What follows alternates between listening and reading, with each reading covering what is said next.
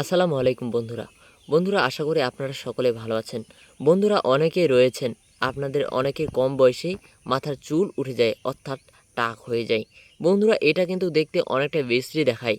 আমি তাদের জন্য আজকে এমন একটি ঔষধি গাছ নিয়ে হাজির হয়েছি, যে গাছের সাহায্যে আপনাদের যদি চুলও উঠে যায়, সেই চুলগুলো এখন কিন্তু আবার পুনরায় রি গাছা যাবে, অর্থাৎ রিয়াবলা গাছা যাবে। গাছটি আপনাদের চুল যদি সমস্যা হয়ে যায় বা উঠে গিয়ে যাচ্ছে বা গিয়েছিল, এখন চুল নেই আপনাদের মাথায়, তারা কিন্তু এই গাছটির সাহায্যে আবার সেই চুলগুলো গজায় নিতে পারবেন, এবং কি আর কোনো দিন আপনার মাথার চুল উঠবে না। বন্ধুরা এই গাছটি কিভাবে খেতে হয়, আপনি এই গাছটি কোথায় পাবেন সেটা আমি বলে দিচ্ছি। গাছটি আপনি আপনাদের এলাকার আশেপাশে পাবেন, এবং কি এই গাছটি আপনার প্রতিদিন পানের সাথে এই গাছের যে ফুলগুলি রয়েছে খেয়ে নেবেন।